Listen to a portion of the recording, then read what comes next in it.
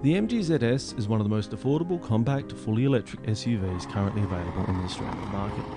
We had the chance to test drive the base model Excite for a week and put it through its paces, concluding that it is a well-rounded vehicle for the price point, which will likely convince many customers on the fence to take the plunge and go fully electric. The base model comes in just shy of $47,000 depending on which state or territory you live in, while the higher spec Essence costs almost $50,000. For your money, both models come with a range of features buyers may have come to expect, including a touchscreen, dedicated smartphone app, sat-nav, LED daytime driving lights, driver safety technology and 17-inch alloy wheels, to name but a few.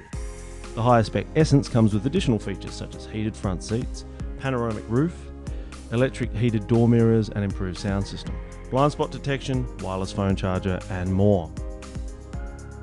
Both models are available in 6 colours, though besides the standard York White, the others cost an additional $700. The model seen here is the Diamond Red Metallic. The new Excite boasts a front-mounted 130 kilowatt motor and 50.3 kilowatt battery, along with an improved 320 kilometre range while driving in eco mode. When accelerating more aggressively in normal or sport mode, total driving range can be expected to drop. In terms of performance, the ZS claims to accelerate from 0 to 100 in 8.1 seconds. While by no means the fastest EV in the Australian market, it still feels plenty quick enough out of the gates to suit most drivers. By all reports, this was a much more pleasant vehicle to be a passenger in with me behind the wheel. Many of the faster accelerating EVs we've tested were impressive off the mark, though left passengers feeling car sick. One issue I noticed with the MG was that at maximum acceleration the wheel pulled a bit to one side, likely owing to being front wheel drive. When accelerating normally, this is not really an issue however. Both the Excite and the top spec Essence come with a raft of smart safety features within the MG Pilot Driver Safety Technology package, some of which I enjoyed significantly more than others. Adaptive cruise control and intelligent cruise assist prove useful, where the vehicle will slow down to match the speed of vehicles in front and will take off again at traffic lights to return to the set speed, or catch up with the vehicle in front. The forward collision warning and automatic emergency braking were also quite effective and helpful. The emergency brake works well without being terrifying and will surely prevent many drivers from rear-ending someone on the road. The lane keep assist feature seemed finicky however, and would bleed its disapproval seemingly without provocation. Worse than this was the automatic lane keeping feature that at times jerked the steering wheel in my hands to keep me on the straight and narrow. Thankfully, this could be disabled, which I chose to do. Though I can see how it would protect drowsy drivers on long road trips, so it may be worth taking the time to get accustomed to.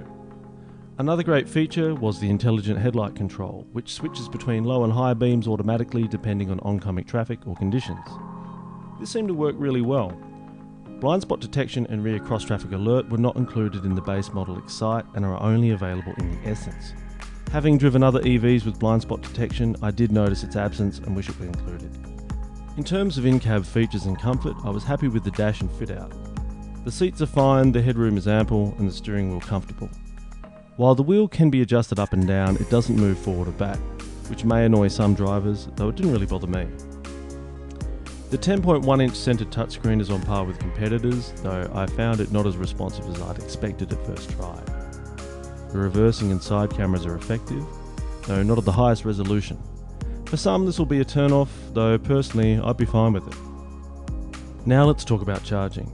For home charging, you will inevitably want a dedicated home charger, which will set you back at least a further $1,500 for a generic model, or closer to $3,000 for an installed MG Charge Hub, which come in either 7 kilowatts or 11 kilowatt versions. Charging times differ between the two MG chargers at 5 hours to fully charge on the 11 kilowatt version and 8 hours for the 7 kilowatt model. By comparison, charging on a regular 10 amp AC power outlet at home will take 18 hours to reach 80%. When it comes to fast chargers or public charging stations, keep in mind that the maximum charging rate for the ZS is 75 kilowatts for DC, meaning it can charge at the maximum rate for 22, 25 or 55 kilowatt chargers.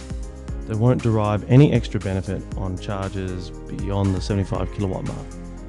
This means that the very fastest ultra-rapid chargers that can deliver 350 kilowatts are superfluous on the ZS. The website states that on a 100 kilowatt DC fast charger, the ZS can achieve an 80% charge in 42 minutes, giving you some idea of its maximum charging potential. The question remains though, how much are you actually saving compared to a regular car? Well, the MGHS petrol equivalent consumes 7.3 litres per 100 k's.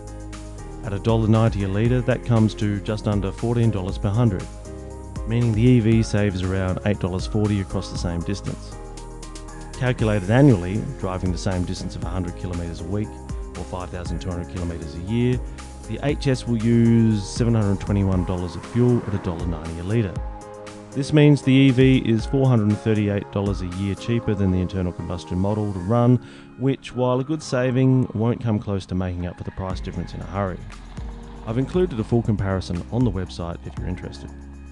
My final thoughts are that the MGZSEV is almost a perfect substitute for the myriad of compact low and mid-tier petrol and diesel SUVs on the market. It's stylish and a pleasure to drive and does everything you would expect. As one of the most affordable EVs available in Australia today, I'd argue it's one of your best options for making the switch to electric. What I'm expecting is that two-car households will be making the switch to driving one EV such as the ZS in rapidly increasing numbers. On that note, I strongly suggest you get behind the wheel and take one for a test drive sometime soon.